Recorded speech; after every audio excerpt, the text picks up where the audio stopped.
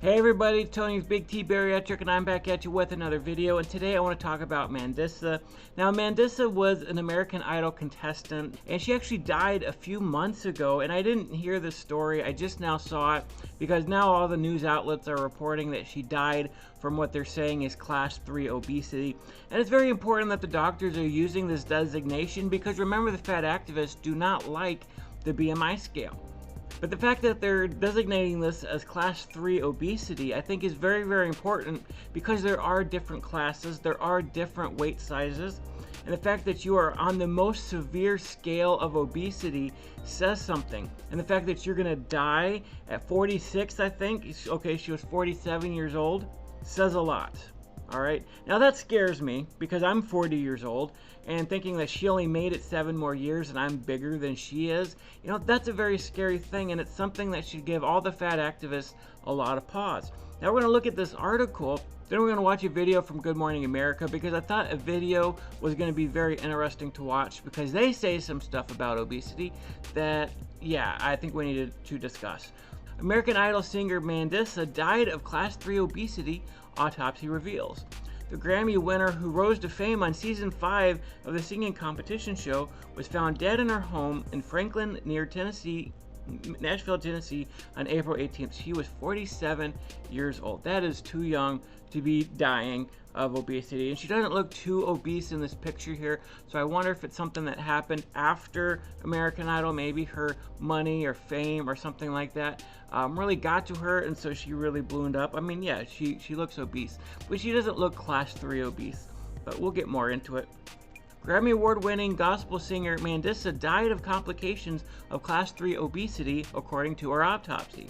The star, who rose to fame on season 5 of American Idol, was found dead in her home in Franklin near Nashville, Tennessee on April 18th. She was 47 years old. Her cause of death was listed as natural, the Nashville Medical Examiner's Office told NBC News Wednesday.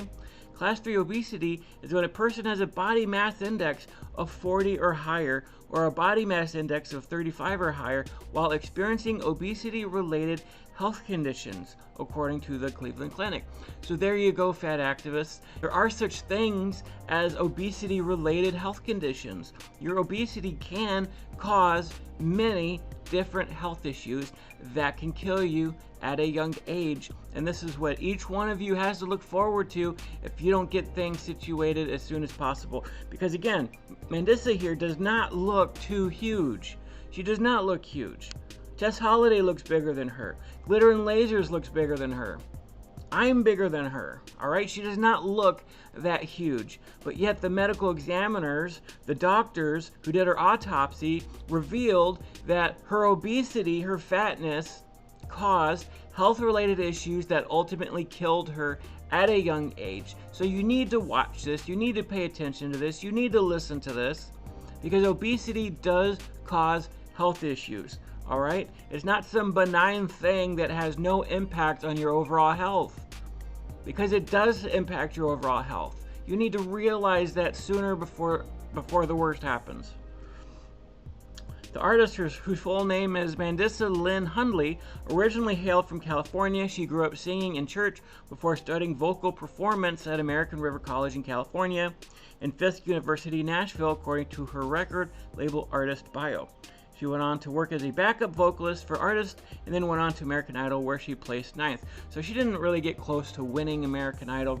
Maybe close is the wrong word, because there are a lot of contestants who try out for American Idol, so the fact that she made it to 9th, top 10, pretty cool, right? Like, she had a good enough voice to be able to do that.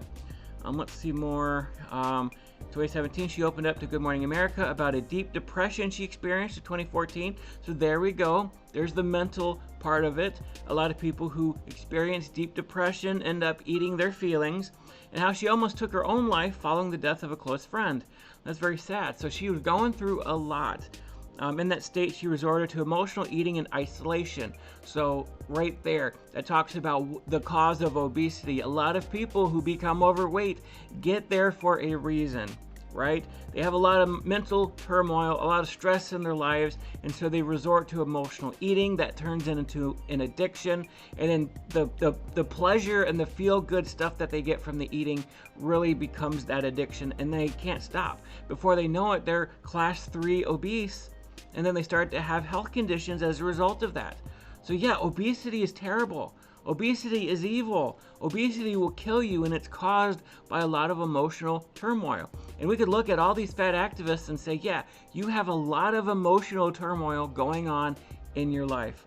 Emotional eating is what I've done my entire life, she explained, after losing over 120 pounds, which I talked about my first time here. I gained it all back and 75 more.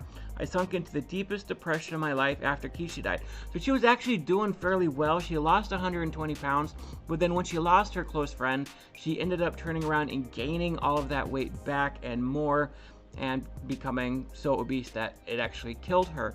And that's actually what happened when my dad passed away. That's where I gained the bulk of my weight, because I was always a big kid, right? I was always big, and actually I was starting to lose weight as I became a young adult, because I was more active. But then when my dad died, I started to eat my feelings, and that's how I ballooned up 600-700 pounds in a short amount of time, granted. So yeah, I mean, it really is a lot of emotional stuff that turns people towards certain substances to help them cope.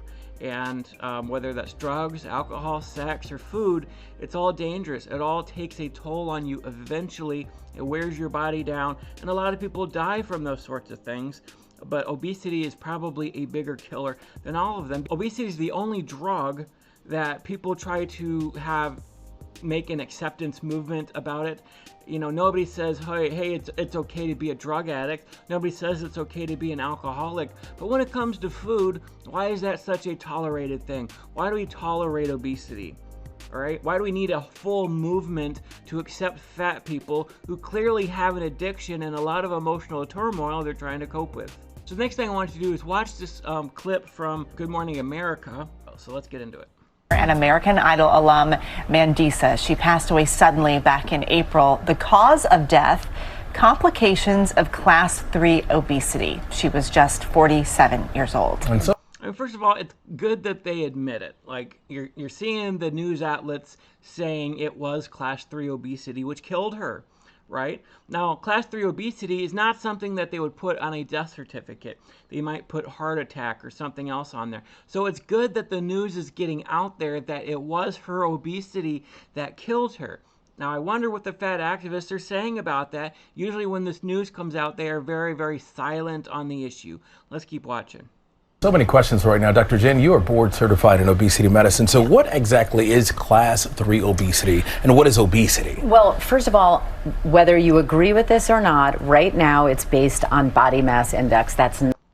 So yeah, she's starting to be an apologist for the body mass index, and she's sort of putting a disclaimer out there. Whether you agree with it or not, why do people have to agree with it? Now, even I say it's not a perfect thing, it's not a perfect science, but there is a lot of truth to it.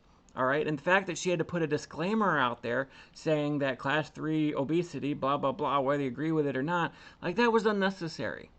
Class 3 obesity is what killed her. That is the determination by the doctors who gave her autopsy.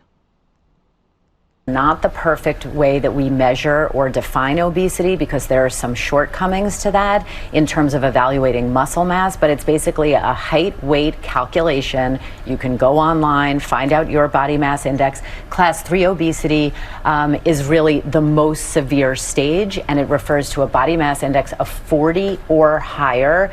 And, you know, again, I think, or 35 or higher if you have another obesity related health condition like high blood pressure, sleep apnea, high cholesterol, type 2 diabetes. You know, there's a long list of health-related issues that come with obesity. A long list of them. A higher risk of heart disease, stroke, diabetes, liver issues, sleep apnea, kidney issues. Like, there's a long list of issues that result from obesity. BMI 40 or above, or 35 and above with health issues. And it's impossible to get that size, especially as you get older, and not have health issues related to your obesity. Pretty significant list. Class 1 and Class 2 also just lower body mass index. But I think when we talk about obesity, we have to remember this should not be a dirty word. It's not a character judgment. It's a medical observation. Why are you saying it's not a judgment on people? It should be a judgment on people, especially if you're a Class 3 and you have a body mass index of 35 and you have all kinds of health issues. It is a moral failing. I say that all the time. It is a moral failing. Being obese is a bad thing. So the fact that you're trying to put up this disclaimer right now when somebody literally died from obesity is just ridiculous to me. It's ridiculous. And for better or worse, it's basically centered around body mass index. Because a lot of people online were saying, you know, why didn't they just say she died of a heart attack or something like that? Why did they have to use the word obesity in Class 3? Well, listen, obesity? a lot of that, again, there's so much to unpack there. There's medical reasons and causes of death that doctors and coroners list on death certificates. So all the fat activists are freaking out. Why did they have to say obesity? Because she died from obesity. Her fat is what killed her. Come on, guys. Like, why are you acting so dumb about this? Obesity killed this woman. It did. I don't care how much in denial you are about that. That's 100% true. She died because she was overweight. It led to her issues. If they just said heart attack, well, then the fat activists would have been like, well, anybody can get a heart attack. You don't need to be fat to have a heart attack. That's true. A lot of people naturally have some issues with their heart. You can be skinny and have a heart attack. But the doctors are being truthful in this case. They did the autopsy. They dug into her body, and they found that her obesity directly resulted in her death. Whether it was a heart attack or whatever it was, her obesity directly caused her death. And then now even all the fat activists are trying to skirt around that truth. When I say that the fat activists have blood on their hands, this is exactly what I'm talking about. Because you want to hide the truth that obesity caused somebody's death. You want to hide that. You get offended by that. Why? But guess what? Your fat is going to do the same thing to you if you do not get it under control. That may be, a pulmonary embolism, which is a blood clot in the lungs, which can be fatal. And we know the risk with a pulmonary embolism for people diagnosed with obesity is much, much higher than people who are not diagnosed with obesity. But I think what it gets back to, and you are getting to it, is how we react as a society, as a people, when we hear that obesity caused someone's death. That's the medical reality. And the sooner we come to terms with that and destigmatize it, the more we can offer people prevention and treatment and save lives. That's true. Like, the more we can come out with this truth, the more we can point towards, hey, obesity does kill people, the more lives that we can save. The more people we can pull from the grasp of the fat activists who are in complete denial about their obesity, the better off things will be. The more lives that we can save. And that's why we're out here talking about this stuff. Anyways, guys, I'm going to end the video right here. Let me know down in the comments what you think down below. I greatly appreciate it. Thanks for watching. I love you guys. Take care. God bless you.